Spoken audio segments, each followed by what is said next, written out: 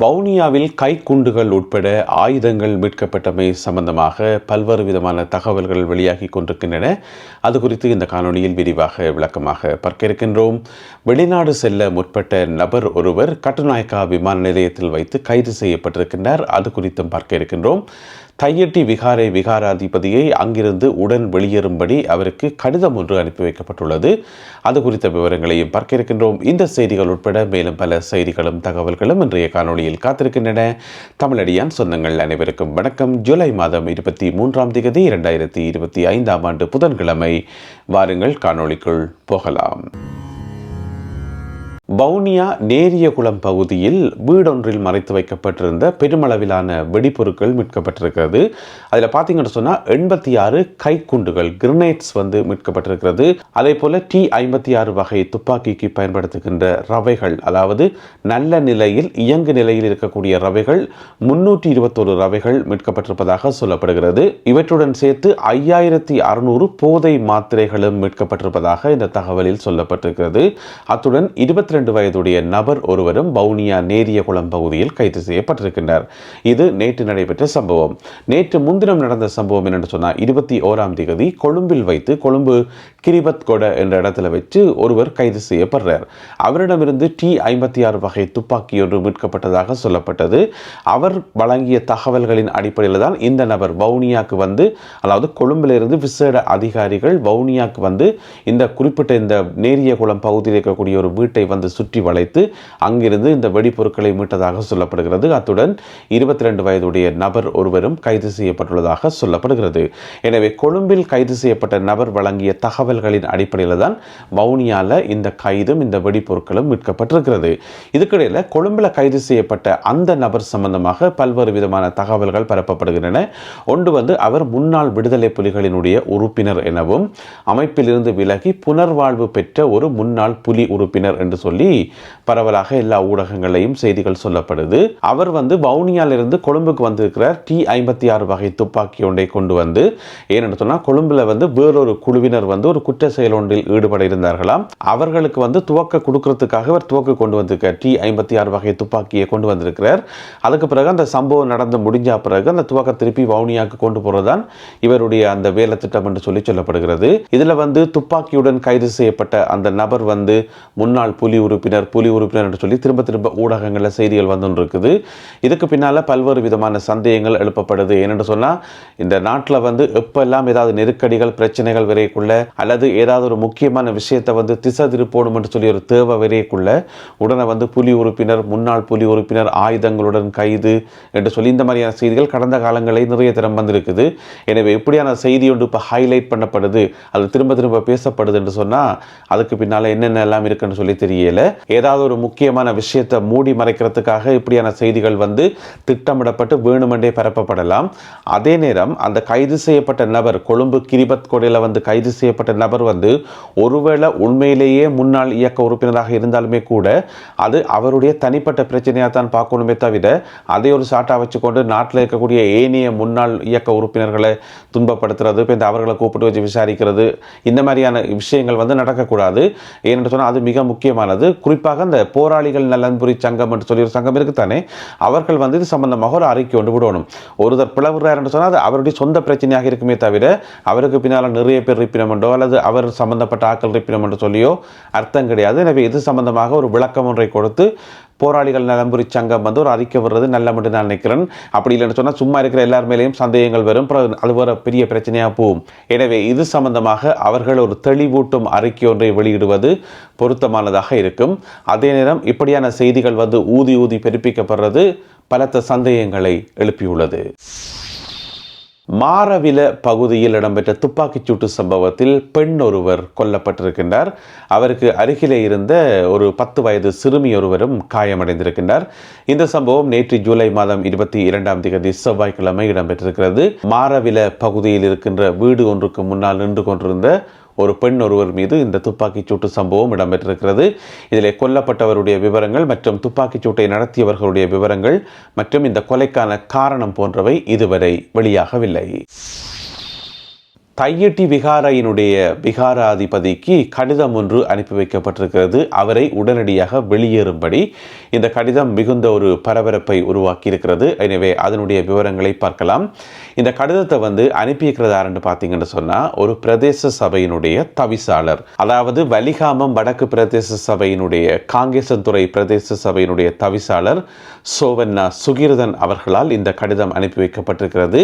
தையட்டி விகாரையினுடைய விகாராதிபதி அவர்களுக்கு. அவருடைய பேர் என்னென்னு பார்த்தீங்கன்னு சொன்னால் ஜின்தோட்ட நந்தாராம தேரர் என்று சொல்லப்படுகிறது. ஜின்தோட்ட நந்தாராம தேரர் அவருக்கு தான் இந்த கடிதம் அனுப்பி வைக்கப்பட்டிருக்கிறது. இந்த கடிதத்தில் குறிப்பிடப்பட்டிருக்கிற திகதி ஜூலை மாதம் 21ஆம் திகதி. என்ன சொல்லப்பட்டிருக்குன்னு சொன்னால், உங்களுக்கு தெரியும், ஏற்கனவே தையட்டி விகாரை கட்டி முடித்து அது ஒரு பக்கம் போய்கொண்டிருக்குது. இப்போ அதுக்கு அருகில் இருக்கின்ற பகுதிகள் இருக்குது தானே, அந்த காணிகளையும் தானே பிடிச்சி வச்சிருக்கணும்.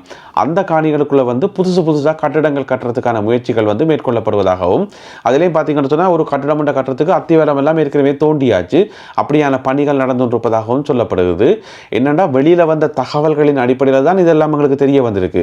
இன்னும் வெளியில் வராமல் எங்கெங்கெல்லாம் என்னென்ன கட்டப்படுதுன்னு சொல்லி உண்மையிலே தெரியாது. அந்த சட்டவிரோதமான கட்டிடம் கட்டப்படுற காணி இருக்கு தானே, அந்த காணியினுடைய உரிமையாளர் பிரதேச சபைக்கு முறைப்பாடு ஒன்றை கொடுத்திருக்கிறார். அந்த காணி உரிமையாளருடைய பேர் என்னென்று பார்த்தீங்கன்னு சொன்னால் ஆறுமுகம் பத்மநாதன். அவர் தான் முறைப்பாடு கொடுத்துருக்கார். அது என்னுடைய காணி, அதுக்கான சகல பத்திரங்களும் என்கிட்ட இருக்குது, காணி உரிமை பத்திரம் எல்லாம் இருக்குது. எனவே அந்த காணி எனக்கு வேணும் என்று சொல்லி அவர் ஒரு முறைப்பாட்டை கொடுத்திருக்கார் வலிகாமம் வடக்கு பிரதேச சபைக்கு. எனவே அந்த முறைப்பாட்டை அடிப்படையாக வைத்துக் கொண்டுதான் பிரதேச சபையினுடைய தவிசாளர் விகாராதிபதிக்கு இந்த கடிதத்தை அனுப்பியிருக்கார். என்ன சொல்லியிருக்காருன்னு சொன்னால், இந்த மாதிரி நீங்கள் ஒரு சட்டவிரோதமான கட்டிடம் ஒன்றை கட்டுறீங்கள், அதுக்குரிய ஆவணங்கள் உங்கள்கிட்ட இருக்கா, இந்த காணி நீங்கள் பயன்படுத்துகிறீங்கள், இந்த காணி உங்களோட காணி தான் என்றதை உறுதிப்படுத்துறதுக்குரிய ஆவணங்கள் உங்கள்கிட்ட இருக்கா, இருந்தால் அதை உடனடியாக சமர்ப்பியுங்கள்.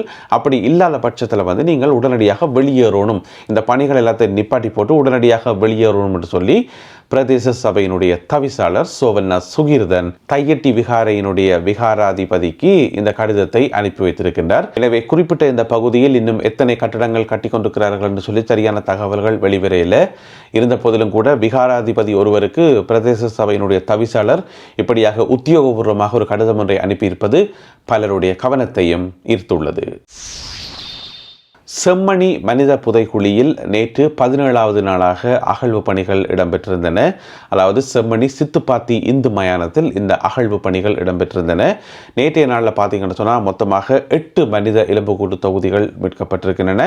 அந்த 8ல் பார்த்தீங்கன்னு சொன்னால் 6 அல்லது 7 சிறுவர்களுடையதுன்றது ஒரு அதிர்ச்சிகரமான செய்தியாக இருக்கிறது. அது மட்டும் இல்லாமல் குழந்தைகளுக்கு பால் கொடுக்குற அந்த சூப்பி போத்தில் சொல்லுவது தானே, அந்த பால் போத்தில் அதுவும் கண்டுபிடிக்கப்பட்டிருக்கிறது. அது மட்டும் இல்லாமல் ஒரு சில துணிகளும் மீட்கப்பட்டிருக்கிறது. இது உண்மையிலேயே மிகுந்த ஒரு அதிர்ச்சியாக இருக்கிறது. எனவே ஈவிரக்கமே இல்லாமல் குழந்தை பிள்ளைகளை கொலை செய்து கொண்டே புதைச்சிக்கிறாங்க. எனவே இது சம்பந்தமாக முழுமையான விசாரணைகள், சரியான விசாரணைகள் நடத்தப்படணும். சம்பந்தப்பட்ட குற்றவாளிகள் தண்டிக்கப்படணும். இதுக்குள்ள ஒரு சில அரசியல்வாதிகள் அதையும் தோன்றீங்கன்னு சொல்லி முட்கூட்டியே கத்த ஆரம்பிச்சிட்டோம். அவைக்கு தெரியும் இன்னும் போ நிறைய ஆதாரங்கள் வரும், இன்னும் நிறைய ஆவணங்கள் வரும் என்று சொல்லி அது அவையின் இருப்புக்கு பாதிப்பு தெரியும். அதனால தான் கத்த ஆரம்பிச்சிருக்கணும். யுத்தம் நடந்த மண்ணில் இப்படியான புதைகுழிகள் இருக்கத்தானே செய்யும் என்று சொல்லி அதை சர்வசாதாரண அதை அப்படியே விட்டுட்டு கடந்து போகலாம் என்று சொல்லி பார்க்கணும். எனவே இது சம்பந்தமாக முழுமையான விசாரணைகள் நடத்தப்படணும். சம்பந்தப்பட்ட குற்றவாளிகளுக்கு தண்டனைகள் கிடைக்கணும். கொழும்பு கட்டுநாயக்கா விமான நிலையத்திலிருந்து மலேசியாவுக்கு புறப்பட இருந்த நபர் ஒருவர் நேற்று 22ஆம் தேதி காலையில் கைது செய்யப்பட்டிருக்கின்றார். குற்றப்புலனாய்வு பிரிவால் இந்த குறிப்பிட்ட நபர் கைது செய்யப்பட்டிருக்கார். ஏனென்று சொன்னால், இலங்கையில் இடம்பெற்ற ஒரு கொலை முயற்சியுடன் இவருக்கு சம்பந்தம் இருக்குன்னு சொல்லி அவர் அடையாளம் காணப்பட்டிருக்கார். அவர் தன்னுடைய அங்க அடையாளங்களை மாற்றி மலேசியாவுக்கு தப்பி செல்ல முயன்றார் என சொல்லப்படுகிறது. நேற்று காலை 10:20 மணியளவில் கொழும்பிலிருந்து மலேசியா நோக்கி புறப்பட இருந்த விமானத்தில் அவர் பயணம் செய்ய இருந்திருக்கிறார். ஆனால் அவருடைய ஆவணங்கள் பரிசோதனை செய்து பார்க்கப்பட்ட போது அவர் குற்றச்செயலுடன் சம்பந்தப்பட்டவர் என தெரிய வந்ததை அடுத்து அவர் கைது செய்யப்பட்டிருக்கிறார். பாணந்துறை பகுதியில் இந்த மாதம் 11ஆம் தேதி ஒரு கொலை முயற்சி ஒன்று மேற்கொள்ளப்பட்டது. ஒரு துப்பாக்கிச்சூட்டு சம்பவம் ஒன்று. அதனுடன் நெருங்கிய சம்பந்தம் கொண்ட நபர் தான் இவர் என சொல்லப்படுகிறது. எனவே குறிப்பிட்ட அந்த நபர் இப்பொழுது கைது செய்யப்பட்டிருக்கின்றார். விசாரணைகள் தொடர்ந்து இடம்பெற்று வருகின்றன. அடுத்ததாக இன்றைய கேலி சித்திரம் கார்ட்டூன். உங்களுக்கு தெரியும் பாம்பாட்டிகள் என்று சொல்லி அவர்கள் வந்து ஒரு கூடைக்குள்ளே வந்து பாம்பு வைத்திருப்பார்கள். பிறகு வந்து கையில் மகுடி வைத்திருப்பார்கள். அந்த மகுடியை ஊதும் போது அந்த பாம்பு என்ன செய்யும்னு சொன்னால் ஒழும்பி அந்த மகுடியின் இசை கேட்டபடி ஆடும். உங்கள் எல்லாருக்குமே அது தெரியும். அதே போல் இங்கேயும் ஒரு பாம்பாட்டியும் ஒரு கூடையும் அதுக்குள்ள ஒரு பாம்பும் ஒரு மகுடியும் இருக்குது. என்ன பிரச்சனைன்னு சொன்னால் பொதுவாக வந்து பாம்பாட்டி தான் அந்த மகுடியை ஊதுவார். ஆனால் இங்கே பார்த்தீங்கன்னு சொன்னால் அந்த கூடைக்குள்ளே இருந்த பாம்பு வந்து வெளியில் வந்து அந்த பாம்பே மகுடியை ஊதுது. இங்கே பாம்பாட்டி வந்து திகைச்சு போயிருக்கிறார், டான்ஸ் ஆடுறதா வேணாமான்னு சொல்லி. அந்த பாம்பாட்டி யாருன்னு பார்த்தீங்கன்னு சொன்னால் ஜனாதிபதி அனுரகுமார திசாநாயக்க. அந்த கூடைக்குள்ளே இருந்து வெளியில் வந்த பாம்பு யாருன்னு பார்த்தீங்கன்னு சொன்னால் அவர் தான் அதானி. அதாவது இதனுடைய பின்னணி என்னென்னு சொன்னால் ஜனாதிபதி அனுரகுமார திசாநாயக்க அவர்கள் அதானி குழுமத்தை நாட்டிலிருந்து வெளியேற்றத்துக்கு முயற்சி செய்தவர். ஆனால் இப்போ பார்த்தீங்கன்னு சொன்னால் அதானி குழுமம் வந்து தங்களுக்கு நஷ்ட ஈடு வேணும் என்று சொல்லி இலங்கை அரசாங்கத்திட்ட பெருந்தொகையான காசு வந்து கேட்டிருக்கிறது. அதை கொடுத்தே ஆக வேண்டிய கட்டாயத்தில் இலங்கை அரசாங்கம் இருக்கிறது. எனவே யாரை யார் கண்ட்ரோல் பண்ணுறது, யாருடைய பேச்சை யார் கேட்கிறதுன்றது இங்கே ஒரு குழப்பமாகவே இருக்குது. எனவே இந்த ஒரு கேலி சித்திரம் மற்றும் இன்றைய காணொலியில் பகிர்ந்து கொள்ளப்பட்ட செய்திகள் தொடர்பான உங்களுடைய கருத்துக்களை மறக்காமல் கீழே எழுதுங்கள். மீண்டும் மற்றொரு காணொலியில் உங்களை சந்திக்கின்றேன். அதுவரை நன்றி, வணக்கம்.